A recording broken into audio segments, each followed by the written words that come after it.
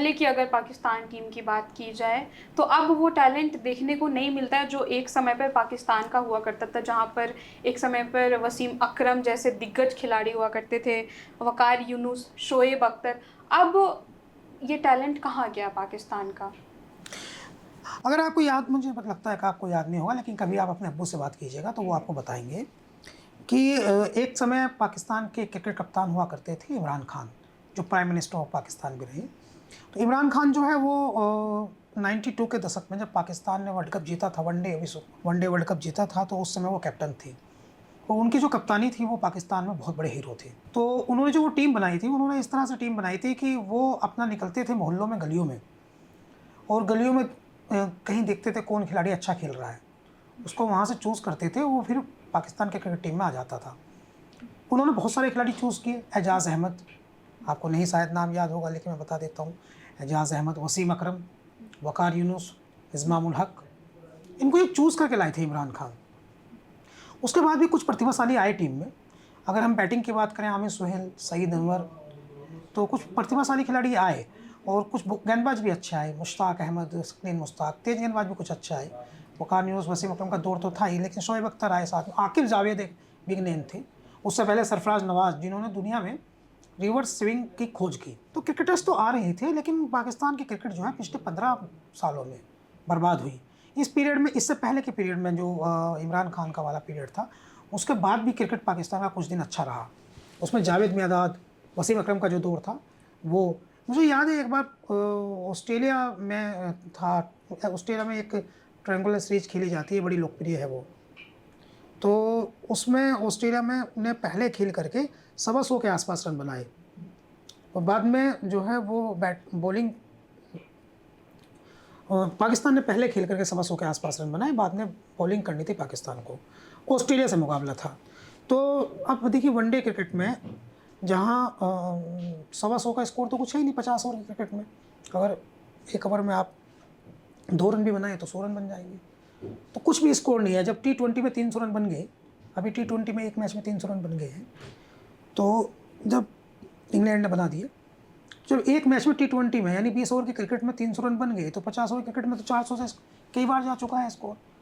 हमारे एक बहुत शानदार बल्लेबाज है रोहित शर्मा, वो 250 रन 2 बार लगभग वनडे में अकेले बना चुके हैं। टीम तो आप छोड़िए, टीम तो 400 बना ही चुकी है, लेकिन अकेला एक बल्लेबाज वनडे क्रिकेट में 250 बना चुका है, तो 125 कितना स्कोर होगा, और वो भी ऑस्ट्रेलिया जैसी टीम के अगेंस्ट।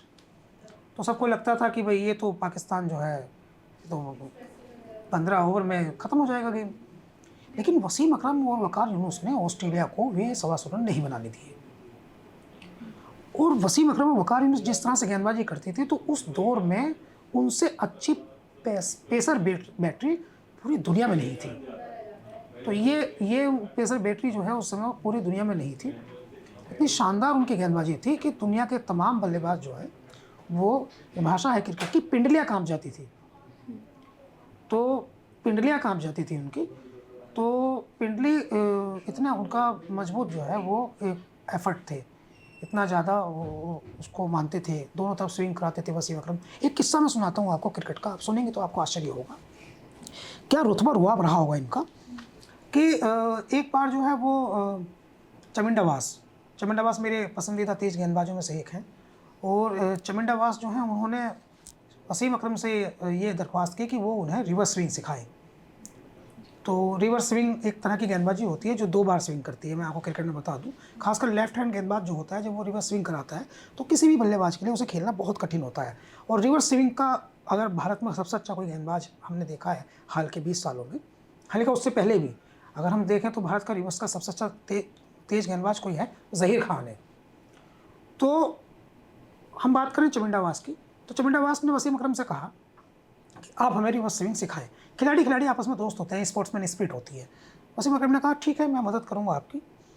लेकिन जैसे ये बात जो है वो पाकिस्तान बोर्ड तक पहुंची कि वसीम अकरम जो हैं वो चमिंडावास को ट्रेनिंग देंगे, उनको रिवर्स स्विंग करनी सिखाएंगे। चमिंडावास अपना आप में बहुत शानदार गेंदबाज थे। तो बोर्ड ने मना कर दिया वसीम अकरम को कि आप किसी ओपोनेंट, दूसरी टीम के खिलाड़ी को आप नहीं सिखा सकते। तो चमिंडावास ने वो वसीम अकरम की गेंदबाजी को यूट्यूब में देख करके और सीडी में देख करके वो रिवर्स स्विंग करनी सीखी, वो जब पाकिस्तान के खिलाफ उनका मैच हुआ, चमिंडा वास ने 7 विकेट लिए, पूरी पाकिस्तान की टीम को अपने दम पर ख़त्म कर दिया। तो आप ये इनकी क्रेडिबिलिटी थी, इतनी इनमें योग्यता थी। और एक वसीम अकरम वाकरियूस की बात नहीं है, सरफराज खान की यही स्थिति, आकिब जावेद की यही स्थिति। एक गेंदबाज इनकी टीम में आया था मोहम्मद आसिफ, ये समझ नहीं पाए कि वो किस तरह से स्विंग कराता था, ब्रेक मारता था वो, 90 डिग्री कोण पर गेंद जाती थी। अगर आप उनके वीडियोस देखेंगे तो आप आश्चर्यचकित रहेंगे। यानी ये चर्चा में था कि पाकिस्तान के पास टैलेंट की कमी नहीं है, वो दुनिया में किसी भी टीम को हरा सकती है, वो दुनिया में किसी भी टीम से हार सकती है। तो हरा भी सकती है दुनिया की किसी टीम को भी, और हार भी सकती है दुनिया की किसी भी टीम से। आगे अगर बढ़े, मोहम्मद शमी, उनके यहाँ जैसे हमारे यहाँ शमी है, तो उनके यहाँ भी एक शमी गेंदबाज आए थे, वो बहुत ठीक ठाक गेंदबाज थे। और भी अगर आगे बढ़ते रहें तो उनके पास में शोएब अख्तर, दुनिया का सबसे तेज़ गेंद करने वाला गेंदबाज, उनका स्टार बॉलर पूरी दुनिया में शोर रहा, तो वो भी शोएब अख्तर भी उनके टॉप मोस्ट गेंदबाज थे। फिर भी आगे भी उनके पास एक से बढ़कर एक गेंदबाज आते हैं। अभी भी शाहीन शाह अफरीदी बाएं हाथ के सबसे अच्छे गेंदबाजों में से एक है। इनकी प्रॉब्लम क्या है, लोग कहते थे भारत के पास बल्लेबाजी है, इनके पास गेंदबाजी है। तो इनकी जो बेसिक प्रॉब्लम है वो ये है कि इनके खेल में बहुत अधिक राजनीति है। इनका सिलेक्शन जो है वो इमरान खान की तरह फेयर नहीं है। इनका जो बोर्ड है वो, उसमें खिलाड़ी सिफारिशों से चुने जाते हैं। ये मेरी खाला का लड़का है, इसको खिला लो, ये मेरी फुप्पो का लड़का है, इसको खिला लो, ये तो मेरे मामा का लड़का है, उसको खिला लो, ये मेरी वाइफ का भाई है, मेरा साला है, इसको खिला लो, ये सब चलता है। और इसकी वजह से उनके यहाँ एक तो टैलेंट ख़त्म हो गया है। पहले तो टैलेंट ख़त्म हो गया क्योंकि टीम में नहीं आ रहा ना टैलेंट। दूसरी बात, नेगेटिविटी आ गई है। इरम, जीवन में 2 चीज़ होती है, एक कंस्ट्रक्टिव माइंड, एक डिस्ट्रक्टिव माइंड। पाकिस्तान की जो क्रिकेट है उसमें डिस्ट्रक्टिव माइंड हावी है। हालांकि का पूरा देश ही ऐसा है, ये पूरा देश ही ऐसा है, डेवलपमेंट्स में हो, पॉलिटिक्स में हो, या आर्ट में हो, या कल्चर में हो, या किसी चीज़ में हो, पाकिस्तान डिस्ट्रक्टिव माइंड कंट्री है। और वही डिस्ट्रक्टिव माइंड जो कंट्री में बनता है वही इनके खेल में दिखाई दे रहा है। ये कितने डिस्ट्रक्टिव हैं इसका मैं आपको एक उदाहरण दूंगा।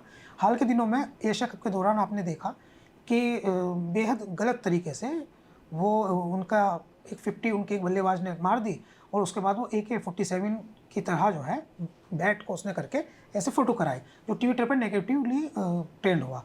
और नेगेटिवली ट्रेंड होने वाली बात भी थी। इनका एक गेंदबाज है हारिस रऊफ़, वो ऐसे करके प्लेन दिखा रहा है, वो नेगेटिवली ट्रेंड हुआ। तो आप ये बताइए कि नतीजा क्या रहा दोनों मैच का। वो जो इनका जो साहिबजादा इरफान करके बल्लेबाज था, इसने 50 लगाई थी, क्या उसकी टीम जीत गई? या क्या हारिस रऊफ़ जो है, क्या उनकी टीम जीत गई? तो ड्रामा, ये नेगेटिव ड्रामा करने की क्या ज़रूरत है? तो ये मूर्खता की तरफ हैं, काबिलियत कम है, बवंडर ज़्यादा है, पैकेट बड़ा है, अंदर कुछ है नहीं। ये इनकी स्टोरी है, गुब्बारा फुला रखा है। और क्रिकेट इनकी इसलिए बर्बाद हो गई क्योंकि इनके यहाँ फेयर। अभी हाँ, मैं एक और इंटरेस्टिंग बात बता दूं, इनका जो PCB है, Pakistan cricket control board, PCB को पाकिस्तान का गृह मंत्री चलाता है। तो क्या गृह मंत्री को यही काम है कि वो क्रिकेट बोर्ड चलाएगा? तो बहुत इश्यूज़ हैं, और खेल से ज़्यादा ख़राब इश्यूज़ हैं। एक बल्लेबाज इनका अच्छा निकल के आता है, 4 दिन में उसकी काबिलियत ख़त्म हो जाती है। इतनी नेगेटिव राजनीति, नेगेटिव पॉलिटिक्स होती है, इतनी नकारात्मकता है टीम में।